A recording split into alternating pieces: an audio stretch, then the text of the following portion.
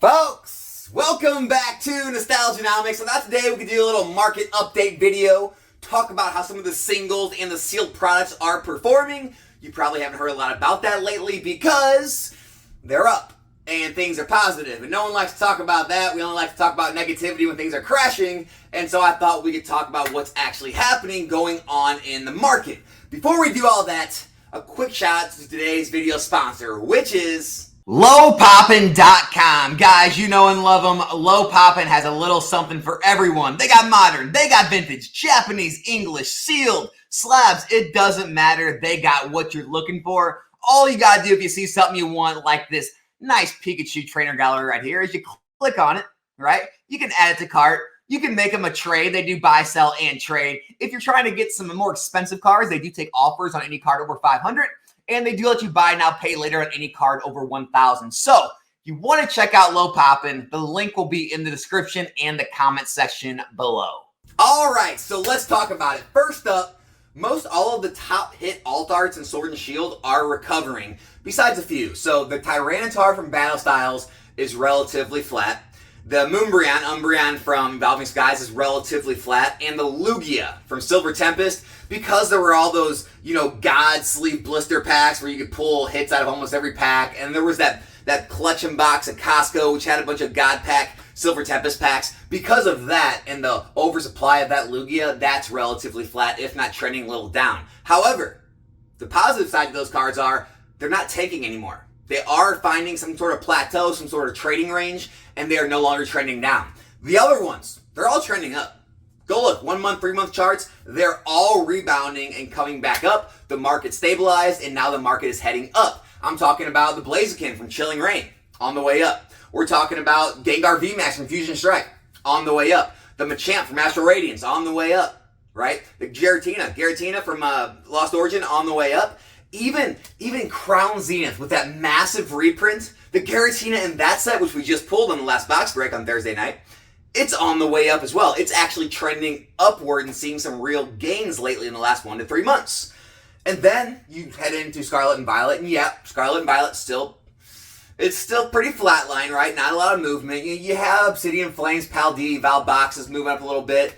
The new Iono card in Paldean Fates is hurting the Iono in Paldea Evolve. We are seeing some downward trends there, but Paldean Fates, the cards came out of the gate. We see the normal drop that we always do after a release, but Charizard's recovering. Charizard is almost at its all-time highs. The Mew is recovering. It's almost at or over its all-time highs. We're actually seeing rebounds and the prices continue to rise on these cards on a set that admittedly I wasn't too about, but everyone seems to love, and everyone seems to love those cards.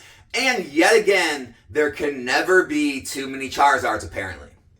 Now, looking back at all the sealed products, right? Pretty much all Sword and Shield sealed product is either flat or moving up. I don't see any of it dropping. Even base set Rebel Clash, they're not really rising, but they're kind of flatline. They're in like a trading range. They're up and down depending on the day, the week, the month. But no big drops, no big spikes, right? Even Vivid Voltage and Darkness Blaze, they're pretty strong. Again, not jetting up or anything, but they're holding strong. They're not dropping, and they're actually moving up ever so slightly, right? Then all the alt art sets. Battle Styles is flat, right? Silver Tempest, Lost Origin, they're recovered. They're already recovering. They're recovered from their big drops when they got reprinted. They're good to go. Crown Zenith is recovering. We are seeing rises in the Crown Zenith ETBs. Pokemon Go, Celebrations, Shining Fates, they're pretty flat. We're seeing some movement up, but pretty flat. Champion's Path had that big, jet up, now it came back down. But again, it's settled at a higher price than what it was. So again, it's still movement upwards, even after the big, spike and then crash. And all the booster boxes, right? Chilling Reign, strong, 170s, moving to 180s, right? Fusion Strike, 140s, 150s. We got, Astral Radiance, it's moving up. It's almost $140 box, whereas a few months ago, that was 120s. It's moving up. Evolving Skies. There's literally, I think, 2 boxes of Evolving Skies under 500, and then it goes up to 515 on TCG Player. So Evolving Skies is right on that cusp of breaking into the low to mid 500s.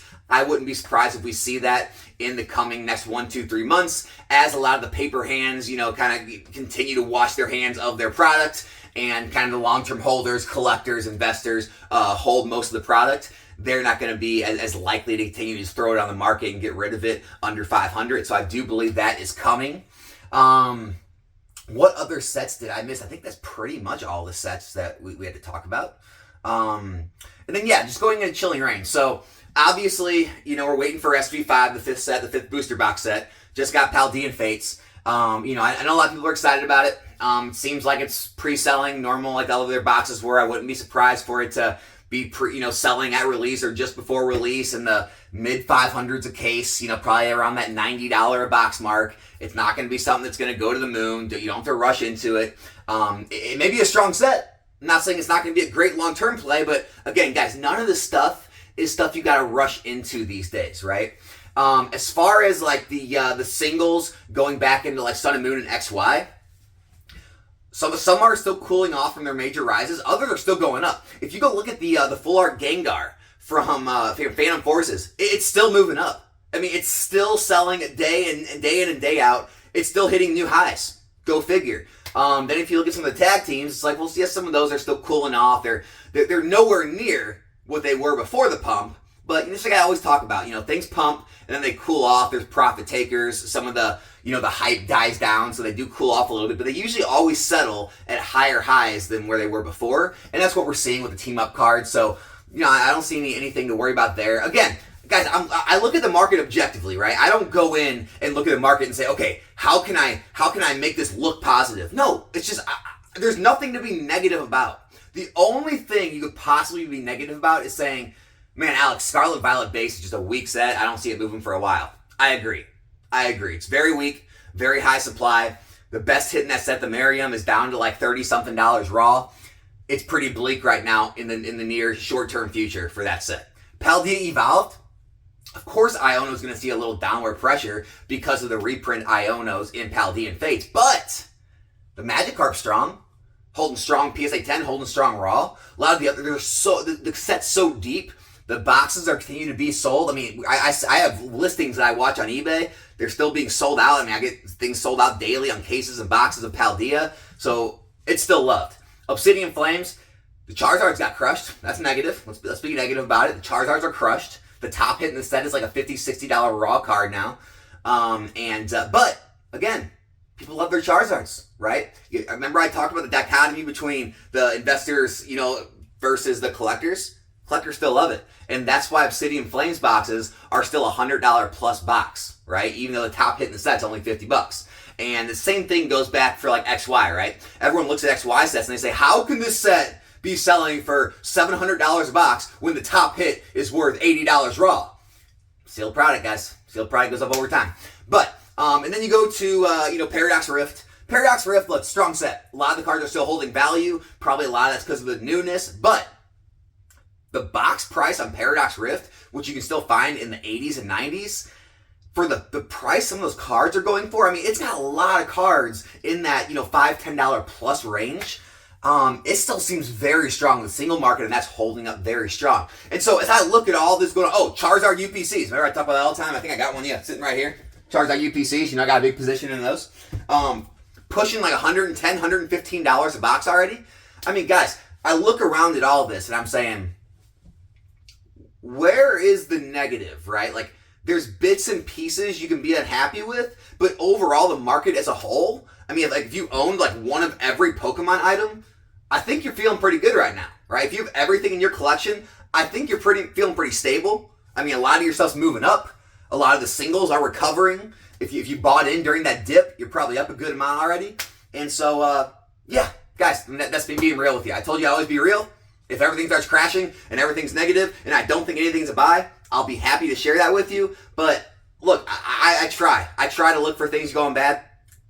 I just don't see it. Lastly, 151. I saved it for last because it is the rocket ship that never stops. Like, we went past the moon. We're past the sun. We're in a different galaxy. It doesn't stop. You can throw as much supply. Do you guys remember? I mean, you can see videos. There was more supply of 151 than probably, Charizard UPCs. And they just kept selling and kept selling. And the prices go up and up and up. And I know everyone fears the reprint. And there probably will be a reprint. But there's been reprints of lots of strong sets that didn't kill them.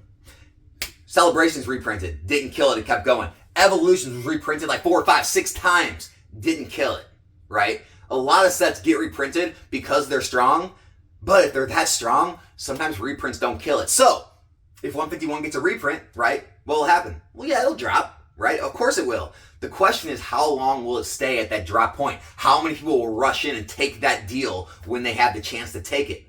Crown Zenith is already on the rise, and Crown Zenith, even though it's an amazing set, I'm not taking anything away from Crown Zenith, it's not 151 though, right? Crown Zenith didn't bring a mass amount of people back in the hobby to relive their childhood. 151 did that. 151 is stronger than Crown Zenith. If Crown Zenith is already recovering from that massive reprint it got, what do you think 151 is going to do? And so, I mean, look, reprint, no reprint, it's going to have ups and downs within the first 1 to 2 years. 151 is probably the most stable thing that I feel I could be in for the next 2, 3, 4, 5 years. And so, again, I don't see the negative. All the singles in 151 are holding strong. Some are rising. Some are, stagnant. Nothing's crashing. I mean, that's the whole focus of this whole video. Nothing's crashing. Where are all the crash videos? Nothing is crashing. If anything, things are staying stable, right? If anything, Scarlet Violet base and things like that, they're staying stable. Nothing's going down anymore. And that's what you want to look for when you see the market starting to gain strength, starting to recover, is things starting to stagnate, plateau. You're starting to see some trading ranges go up and down, but not down anymore. And you're starting to see a lot of other items start to be on the uptick. That's when you need to start looking around and saying, okay, now might be a buying opportunity, because it just may.